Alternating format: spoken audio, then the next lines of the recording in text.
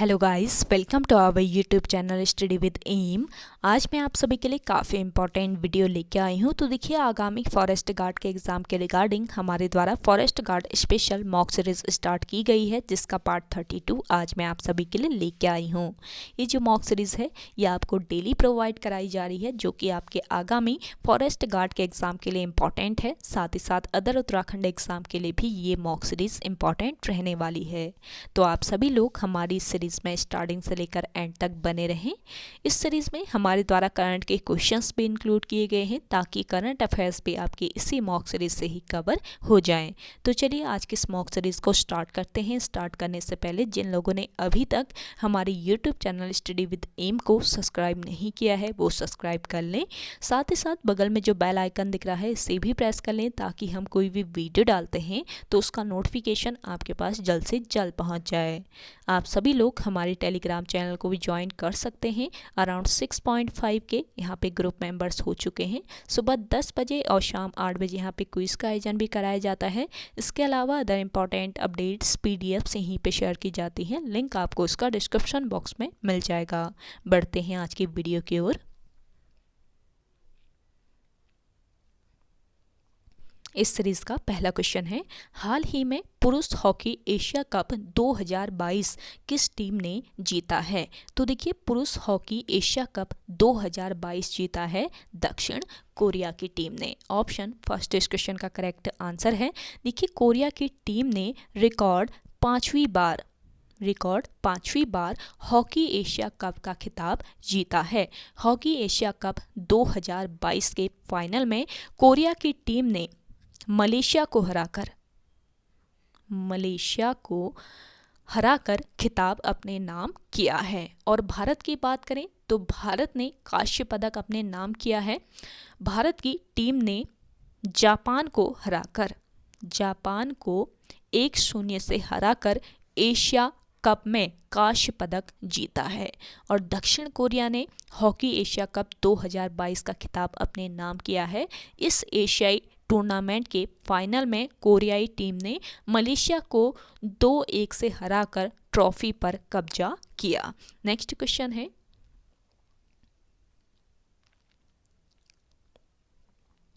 हाल ही में कौन दिल्ली के नए उप राज्यपाल बने हैं? तो देखिए, हाल ही में दिल्ली के नए उप राज्यपाल बने हैं विनय कुमार। ऑप्शन फर्स्ट इस क्वेश्चन का करेक्ट आंसर है। हाल ही में विनय कुमार सक्सेना को दिल्ली का नया उपराज्यपाल नियुक्त किया गया है।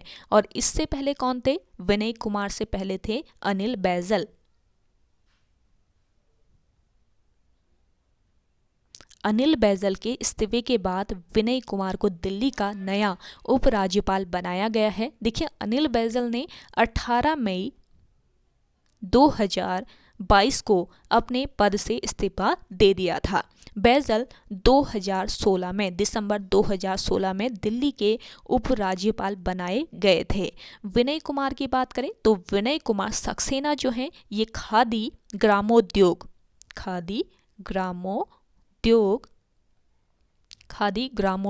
के चेयरमैन हैं।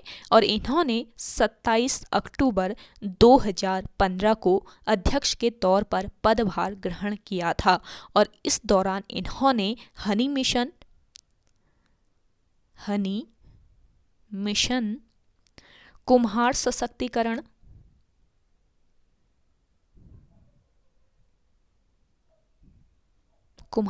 सशक्तिकरण योजना और चमड़ा कारीगर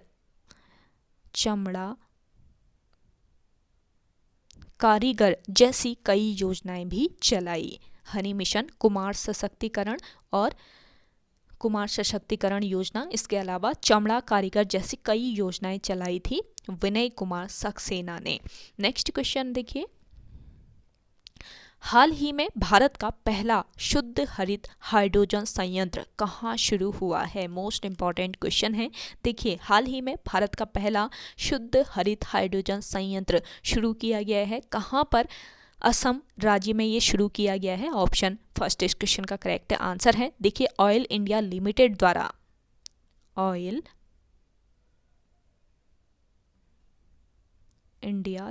के द्वारा ऑयल इंडिया लिमिटेड द्वारा असम में अपने किस पंप स्टेशन पर जोरहाट पंप स्टेशन पर भारत का पहला 99.999% शुद्ध ग्रीन हाइड्रोजन पायलट प्लांट शुरू किया गया है। मोस्ट इंपॉर्टेंट ये पॉइंट है, आप नोट कर लीजिए। ऑयल इंडिया लिमिटेड द्वारा असम में अपने जोरहाट पंप स्टेशन पर भारत का पहला 99.999% शुद्ध ग्रीन हाइड्रोजन पायलट प्लांट शुरू किया गया है। कब इसकी शुरुआत की गई तो नोट कर लीजिए 20 अप्रैल 2022 को इसकी शुरुआत की गई है और इस संयंत्र की प्रतिदिन जो स्थापित क्षमता है वो कितनी है 10 किलोग्राम 10 केजी इसकी प्रतिदिन स्थापित क्षमता है। नेक्स्ट क्वेश्चन है उत्तराखंड के प्रसिद्ध ऐतिहासिक स्थल गोविशाण की पहचान की गई है। तो देखिए उत्तराखंड का प्रसिद्ध ऐतिहासिक स्थल है गोविशाण, जिसकी पहचान कहाँ पर की गई है काशीपुर में। ऑप्शन फर्स्ट इस क्वेश्चन का बिल्कुल राइट आंसर है। देखिए कुमाऊं के चंदवंशी राजा देवीचंद जो थे कुमाऊं के चंदवंशी राजा देवीचंद ने तराई में अपना एक अधिकारी नियुक्त किया था जिसका नाम था क्या काशीनाथ। तो काशीनाथ अधिकारी देवीचंद ने नियुक्त किया था अपना एक, तो उसी अधिकारी यानी कि जो काशीनाथ अधिकारी था उसने काशीपुर बसाया था। पूछा जा सकता है काशीपुर को किसने बसाया था, तो काशीनाथ अधिकारी के द्वारा काशीपुर बसाया गया। और हर्षकाल की बात करें हम, हर्षकाल आपका कब से कब तक था 606 ईस्वी से लेकर 647 ईस्वी तक आपका हर्षकाल होता है। तो हर्षकाल में चीनी यात्री युआन चांग हर्षकाल में चीनी यात्री था युआन चांग ने इस नगर के मध्य कई बौद्ध मठों को देखा था। चीनी यात्री युआन चांग ने हर्षकाल में इस नगर के मध्य कई बौद्ध मठों को देखा था और उस समय इसको क्या कहते थे, उस समय इसको गोविशाण कहते थे। और उस समय के कुछ स्तूप खंडहर गोविशाण टीले पर आज भी विद्यमान है जहां उत्खनन से बुद्ध के नाखून व बाल मिले थे। और यहाँ देखिए एक स्थान और है, यहाँ पर उज्जयानी नाम का एक स्थान है। तो उज्जयानी के निकट मौर्य व कुषाण कालीन अवशेष मिले हैं। नेक्स्ट क्वेश्चन है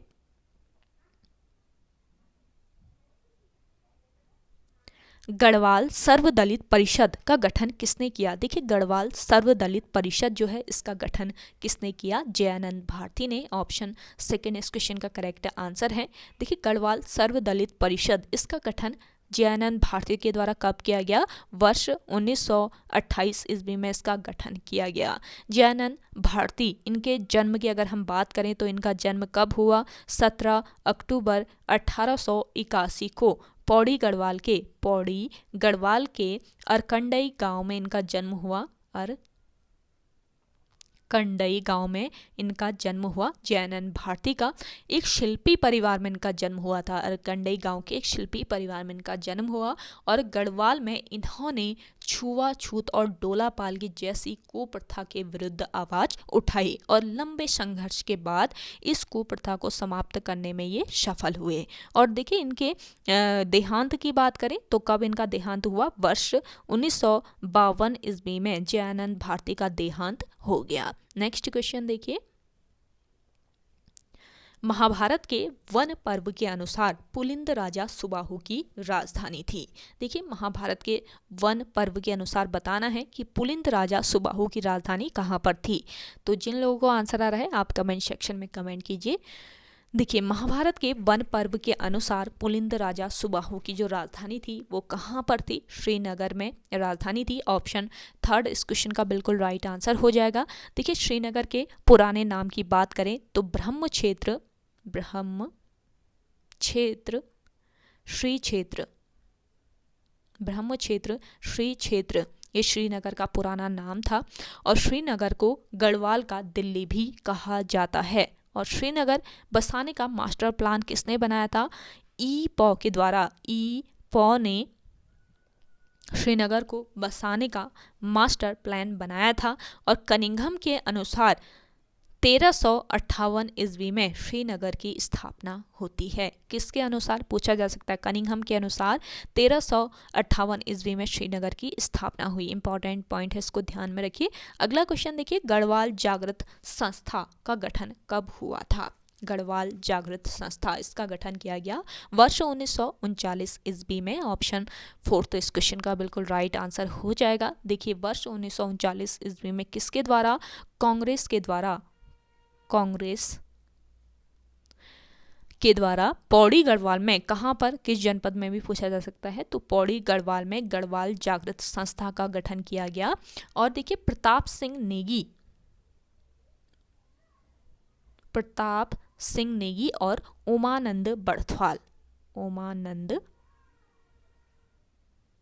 बड़थवाल, प्रताप सिंह नेगी और उमानंद बड़थवाल इस संस्था के प्रमुख थे। अगला क्वेश्चन देखिए,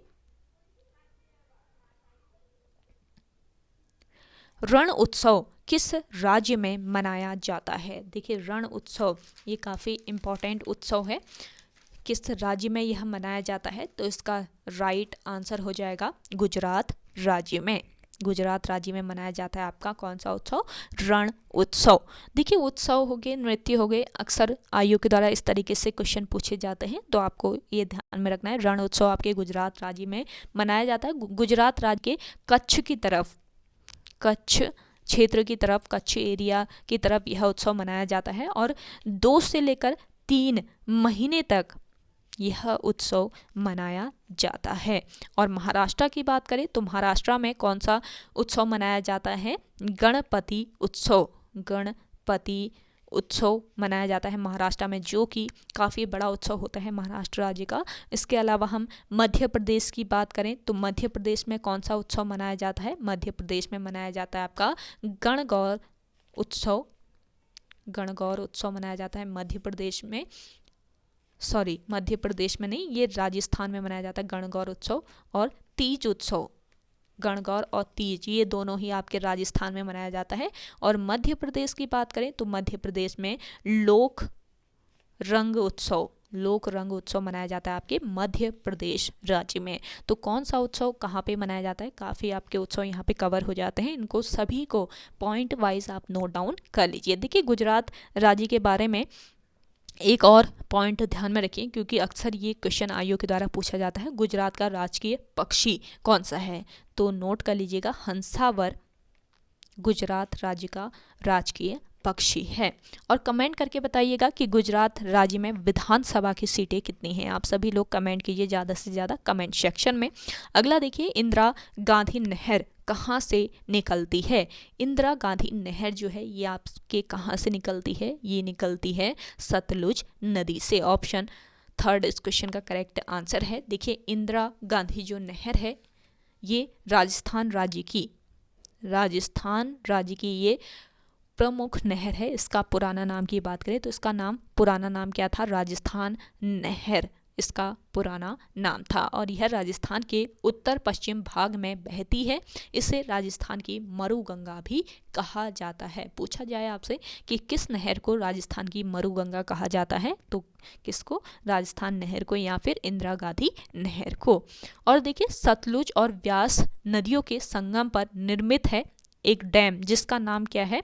सतलुज और व्यास नदियों के संगम पर एक डैम बनाया गया है, जिसका नाम है हरिके डैम इसका नाम है। तो हरिके डैम से निकाली गई है आपकी इंदिरा गांधी नहर। और यह नहर पंजाब व राजस्थान को पानी की आपूर्ति करती है। किन राज्यों को? पंजाब हो गया एक, तो दूसरा आपका राजस्थान। पंजाब और राजस्थान को ये पानी प्रोवाइड करती है ये नहर। आपकी कौन सी नहर? इंदिरा गांधी नहर। और पंजाब में इस नहर की लंबाई की बात करें तो पंजाब में इस नहर की लंबाई 169 किलोमीटर है इसकी लंबाई पंजाब में। और वहाँ से इसे राजस्थान फीडर के नाम से जाना जाता है। वहाँ से इसे पंजाब से इसे राजस्थान फीडर के नाम से जाना जाता है। और राजस्थान में इस नहर की लंबाई की बात करें तो कितनी लंबाई है यहाँ पर इसकी?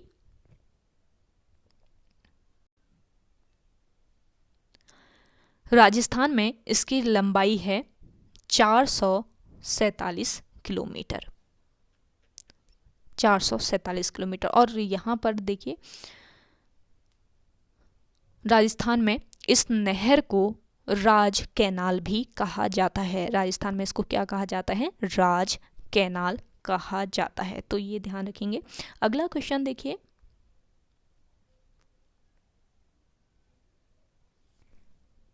मानव स्वतंत्रता सूचकांक 2020 में भारत का स्थान है। देखिए 2020 की बात हो रही है, मानव स्वतंत्रता सूचकांक में भारत का स्थान। तो इस क्वेश्चन का राइट आंसर हो जाएगा 111वां स्थान, ऑप्शन थर्ड इस क्वेश्चन का करेक्ट आंसर है। इस सूचकांक में कुल कितने देशों की रैंकिंग की गई थी? 162 देशों की इसमें रैंकिंग की गई थी। और इस इंडेक्स के अंदर सबसे टॉप पर 2020 में था न्यूजीलैंड। न्यूजीलैंड इसमें 2020 में टॉप पर था और भारत को इसमें 111वां स्थान प्राप्त हुआ था। और इस सूचकांक को किसके द्वारा जारी किया जाता है? अमेरिका का एक थिंक टैंक कैटो इंस्टीट्यूट है। थिंक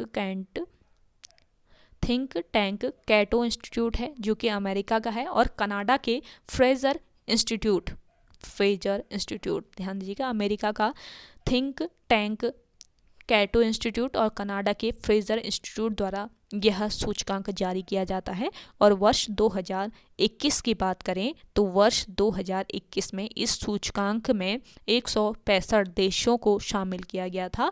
इसमें भारत को कौन सा स्थान? 119वां स्थान प्राप्त हुआ था। पूछा जा सकता है 2021 में पूछा जाए तो आपका करेक्ट आंसर हो जाएगा 119वां। तो ये पॉइंट आपको ध्यान में रखना है। और 2021 में शीर्ष यानी टॉप की बात करें तो टॉप पर कौन सा देश था? स्विट्जरलैंड 2021 में टॉप पर था। और यह सूचकांक मानव स्वतंत्रता का एक व्यापक परिणाम प्रस्तुत करता है। 2021 में यह इस सूचकांक का 7वां संस्करण था। 2021 में कौन सा संस्करण था? 7वां ये संस्करण था। तो ये पॉइंट भी आप नोट कर लीजिए। अगला देखिएगा, किस नदी को बंगाल का शोक कहा जाता है? देखिए बंगाल का शोक कहा जाता है किस नदी को? इसका राइट आंसर हो जाएगा दामोदर नदी को। ऑप्शन थर्ड इस क्वेश्चन का बिल्कुल राइट आंसर है। देखिए आपकी दामोदर जो नदी है ये पश्चिम बंगाल तथा झारखंड में बहने वाली एक नदी है। और इस नदी के जल से महत्वाकांक्षी पनबिजली परियोजना दामोदर घाटी परियोजना चलाई जाती है। दामोदर घाटी परियोजना यही इसी नदी पर है। और दामोदर नदी झारखंड के छोटा नागपुर, ध्यान दीजिएगा, दामोदर जो नदी है ये झारखंड राज्य के छोटा नागपुर क्षेत्र, अगर डिस्ट्रिक्ट पूछा जाए तो पलामू डिस्ट्रिक्ट से यह नदी निकलती है। इस नदी का उद्गम होता है पलामू डिस्ट्रिक्ट से और छोटा नागपुर क्षेत्र से यह नदी निकलकर पश्चिम बंगाल में पहुंचती है। और देखिए पलामू डिस्ट्रिक्ट से यह नदी निकली है। और इसमें बांध कौन कौन से बनाए गए हैं ये पूछा जाए तो मीथन बांध, इसके अलावा पचेत नाम का जो बांध है, तिलैया बांध। तो ये सभी बांध आपके किस नदी पर बनाए गए हैं? दामोदर नदी पर। और प्रमुख सहायक नदियों की, प्रमुख तो नहीं, सहायक नदियों की अगर हम बात करें तो इसकी सहायक नदियाँ है जमुनिया नदी, जमुनिया इसकी सहायक नदी है। इसके अलावा कोनार भी इसकी सहायक नदी है और बराकर भी इसकी सहायक नदी है। तो ये पॉइंट भी आप नोट कर लीजिए। अगला देखिए, भारत में सर्वाधिक साक्षरता वाला राज्य कौन सा है? देखिए भारत में सर्वाधिक साक्षरता वाला राज्य है आपका कौन सा राज्य? केरल राज्य। ऑप्शन फोर्थ इस क्वेश्चन का बिल्कुल राइट आंसर हो जाएगा। भारत में सर्वाधिक साक्षरता दर केरल राज्य की है। और दूसरे नंबर की बात करें तो दूसरे नंबर पर कौन सा राज्य है? सेकेंड नंबर पे है आपका मिजोरम राज्य। और तीसरे नंबर पे है, थर्ड नंबर पे है गोवा। और सबसे कम साक्षरता किस राज्य में है पूछा जाए 2011 की जनगणना के अकॉर्डिंग तो बिहार राज्य की साक्षरता सबसे कम है 2011 की जनगणना के अनुसार। और यूनियन टेरिटरी की बात करें तो यूनियन टेरिटरी में सबसे ज़्यादा साक्षरता जो दर है वो कहाँ पर है? लक्षद्वीप में। लक्षद्वीप द्वीप में सबसे ज़्यादा साक्षरता दर है यूनियन टेरिटरी में, और सबसे कम साक्षरता दर किसकी है? दादरा व नगर हवेली और दादरा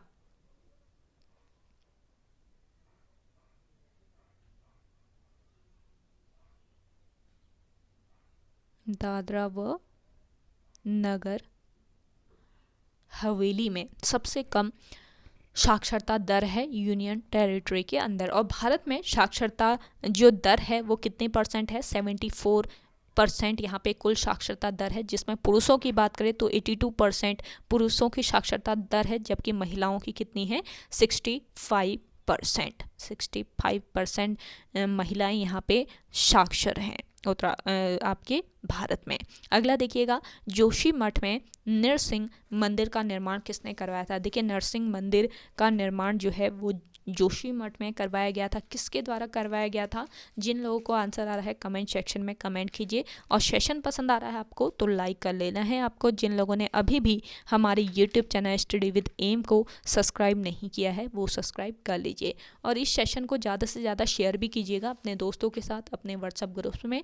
तो देखिए, जोशीमठ में नरसिंह जो मंदिर है इसका निर्माण कराया था किसने? इसका राइट आंसर है बसंत देव ने। ऑप्शन 4 बिल्कुल करेक्ट आंसर हो जाएगा आपका।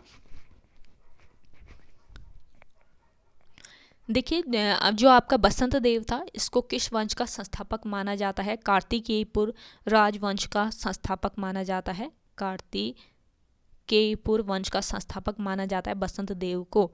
कब इसकी स्थापना की? 700 ईस्वी में कार्तिकेयपुर वंश की स्थापना की बसंत देव ने, और बसंत देव ने परम भद्दारक, महाराजाधिराज और परमेश्वर की उपाधि धारण की थी। बागेश्वर लेख के अनुसार बसंत देव ने एक मंदिर को स्वर्णेश्वर नामक ग्राम दान दिया था। स्वर्णेश्वर नामक जो ग्राम है वो दान में दिया था किसने? बसंत देव ने। और बागेश्वर शिलालेख में बसंत देव की पत्नी का नाम क्या मिलता है? राज नारायणी। नोट कर लीजिएगा, राज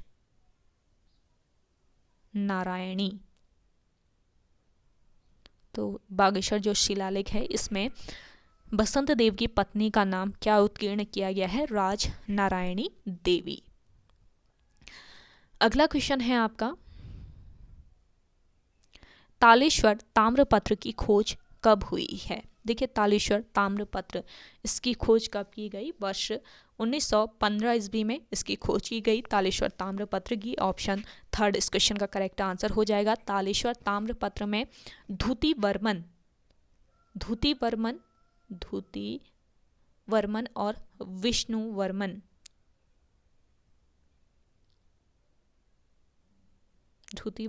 विष्णु वर्मन शासक का उल्लेख किया गया है। और अल्मोड़ा से मिला है तालेश्वर ताम्रपत्र। अल्मोड़ा से मिले तालेश्वर ताम्रपत्र का संबंध किससे था? पौरवों से था। पौरव वंश से इसका संबंध था। पौरव वंश के शासक ब्रह्मपुर राज्य को पर्वताकार राज्य कहते थे। पौरव वंश का शासन जो है ये 6वीं सदी से लेकर 8वीं सदी तक रहा। पौरव वंश के ताम्रपत्रों में कितने शासकों का उल्लेख मिलता है? 5 शासकों का इसमें उल्लेख मिलता है। अगला क्वेश्चन है आपका, रामायण उत्सव को विश्व प्रसिद्धि दिलाने में किसकी भूमिका थी? देखिए, सेशन पसंद आ रहा है आपको तो लाइक कर लीजिएगा। आप सभी लोग कमेंट कीजिए। कल के सेशन में आप बहुत कम लोगों ने देखा, तो ज़्यादा से ज़्यादा लोग आप सभी लोग देखिए ना। आपका फॉरेस्ट गार्ड का एग्ज़ाम अगले महीने यानी कि आपका जुलाई में हो जाएगा, तो आप सभी लोग ज़्यादा से ज़्यादा हमारे सेशन को फॉलो कीजिएगा। स्पेशली आप सभी के लिए टाइम निकाल कर मैं ये सेशन बनाती हूँ, तो ज़्यादा से ज़्यादा आप सभी लोग शेयर कीजिए सेशन को अपने दोस्तों के साथ अपने व्हाट्सएप ग्रुप्स में। और डेली ये सेशन आपको प्रोवाइड कराया जा रहा है, डेली आप फॉलो कर सकते हैं। देखिए, रामायण उत्सव को विश्व प्रसिद्धि दिलाने में भूमिका थी कुशल सिंह भंडारी की। ऑप्शन 2 इस क्वेश्चन का बिल्कुल राइट आंसर हो जाएगा। रामायण उत्सव की बात करें तो चमोली जनपद के जोशीमठ ब्लॉक के सलूड़ गांव में, गांव अक्सर पूछ लिया जाता है आईओ के द्वारा, तो किस गांव में? सलूड़ गांव में अप्रैल माह में आपका रामायण उत्सव होता है और यह उत्सव 11 से लेकर 13 दिनों तक मनाया जाता है। इस उत्सव में पात्र 18 मुखौटे लगाकर रामायण के प्रसंगों पर नृत्य करते हैं और रामायण उत्सव में ढोल, दमाऊ, वाद्य यंत्र का प्रयोग होता है और इस उत्सव में माल मल्ल युद्ध नृत्य होता है। पूछा जा सकता है कौन सा नृत्य इस उत्सव में होता है? माल मल्ल नृत्य। माल मल्ल नृत्य इस उत्सव में किया जाता है जो स्थानीय लोगों व गोरखों के बीच युद्ध का वर्णन करता है। और रामायण उत्सव को यूनेस्को ने विश्व धरोहर घोषित किया है। किस वर्ष किया? वर्ष 2009 में यूनेस्को के द्वारा इसे विश्व धरोहर घोषित किया गया है रामायण उत्सव को। अगला देखिएगा, मकर वाहिनी गंगा मंदिर किस शैली में निर्मित है? तो देखिए मकर वाहिनी का जो गंगा मंदिर है, मकर वाहिनी गंगा मंदिर, ये किस शैली में निर्मित किया गया है? दक्षिण शैली में। ऑप्शन सेकंड इस क्वेश्चन का करेक्ट आंसर है। मकर वाहिनी गंगा मंदिर किस जनपद में? हरिद्वार जनपद में। जनपद पूछ लिया जाता है अक्सर, तो किस जनपद में? ये हरिद्वार जनपद में स्थित है और यह मंदिर दक्षिण शैली का है। यह मंदिर कामकोटि पीठ के जगत गुरु शंकराचार्य जयेंद्र सरस्वती ने बनाया था। ध्यान दीजिएगा, यह मंदिर किसने बनवाया था? कामकोटि पीठ के जगत गुरु शंकराचार्य और जयेंद्र सरस्वती ने यह मंदिर बनवाया था। अगला क्वेश्चन देखिएगा, औली परियोजना का शुभारंभ कब हुआ? औली परियोजना, इसका शुभारंभ किया गया वर्ष 1983 ईस्वी में। ऑप्शन फोर्थ बिल्कुल राइट आंसर हो जाएगा। देखिए 1983 ईस्वी में औली परियोजना का शुभारंभ तत्कालीन प्रधानमंत्री इंदिरा गांधी द्वारा इस परियोजना का शुभारंभ किया गया था। और औली परियोजना जो है वो किस जिले में? चमोली जिले में। औली जो है आपका चमोली में है ना, तो चमोली जिले में यह परियोजना शुरू की गई। औली परियोजना चमोली जिले में एक प्रसिद्ध औली जो है ये चमोली जिले में एक प्रसिद्ध पर्यटक स्थल है और यह स्कीइंग खेलों के लिए सबसे लोकप्रिय स्थल है। स्कीइंग हेतु समय यहाँ पर कब होता है? दिसंबर से लेकर मार्च तक यहाँ पर स्कीइंग हेतु उपयुक्त समय होता है। और औली कौन कौन से पर्वतों से घिरा हुआ है? देखिए औली जो है ये आपके नंदा देवी, कामेट, माणा, इसके अलावा हाथी पांव और गौरी पर्वतों से घिरा है। हाथी व गौरी पर्वतों से यह घिरा हुआ है औली जो है। और औली के पास गुरसों बुग्याल और चिनाब झील स्थित है। कौन सा बुग्याल स्थित है औली के पास? पूछा जा सकता है। तो गुरसों नाम का ये बुग्याल है जो कि औली के पास स्थित है। और झील कौन सी है? चिनाब झील औली के पास स्थित है। अगला क्वेश्चन देखिएगा, गुरु राम राय एजुकेशन मिशन की शुरुआत कब हुई थी? तो देखिए गुरु राम राय शुरुआत कब की गई? वर्ष 1950 ईस्वी में इसकी शुरुआत हुई थी। ऑप्शन फर्स्ट बिल्कुल राइट आंसर हो जाएगा। श्री गुरु राम राय ने देहरादून के कहाँ पर? देहरादून के धामवाला में झंडा दरबार की स्थापना की थी। झंडा दरबार कहाँ पर है? पूछा जा सकता है। तो देहरादून में है, जिसकी स्थापना गुरु राम राय ने की थी। और यह मुगल शैली में निर्मित गुरुद्वारा है। गुरुद्वारा की शैली कौन सी है? मुगल शैली है। मुगल शैली में इसको निर्मित किया गया है। झंडा दरबार का निर्माण 1707 ईस्वी में गुरु राम राय की पत्नी पंजाब कौर ने पूर्ण कराया था। शुरू जो किया गया था वो गुरु राम राय के द्वारा किया गया था, लेकिन जो इसका निर्माण कार्य पूर्ण कराया वो इनकी पत्नी पंजाब कौर। इनकी पत्नी का नाम क्या था? पंजाब कौर। तो पंजाब कौर के द्वारा इसका निर्माण पूर्ण कराया गया था। अगला देखिएगा, स्टील सिटी ऑफ उत्तराखंड किसे कहा जाता है? देखिए इंपॉर्टेंट क्वेश्चन है। स्टील सिटी ऑफ उत्तराखंड कहा जाता है किसको? कोटद्वार को। ऑप्शन सेकंड बिल्कुल राइट आंसर है।